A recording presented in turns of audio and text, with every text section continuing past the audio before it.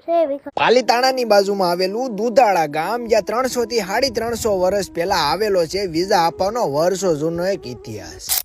તો જય માતાજી મિત્રો, હું છું તમારો પ્રિય ધનીલો લોક ને સ્વાગત છે તમારું મારા મોરબી વ્લોગ. તો આજે આપણે આવી ગયા છીએ પાલીતાણાની બાજુમાં આવેલું દુધાળા ગામ જે આવેલો છે વર્ષો જૂનો એક વિઝા આપવાનો પૌરાણિક ઇતિહાસ. અને તમને બધાને તો ખબર છે કે નૈલો ન ઉપાડે એટલે પેલા તમને દેખાય. તો વાત છે 300 થી 350 વર્ષ જ્યાં કોઈ ગામનું સ્થળાંતર નતું ત્યારે જતા આ ભરવાડ સમાજના નેહડા એમાંના વિઝા આપવા કહેવામાં આવે છે કે સાધુઓની ટોળકી આયાથી નીકળે, પણ કહેવામાં આવે છે ને કે જેનો જીવ મોટો હોય ને એની પાસે સાક્ષાત ભગવાન ને પણ આવવું પડે. એમાં વિઝા આપા સાધુઓને દૂધ પાતા અને ભગવાનની ભક્તિ કરતા હતા.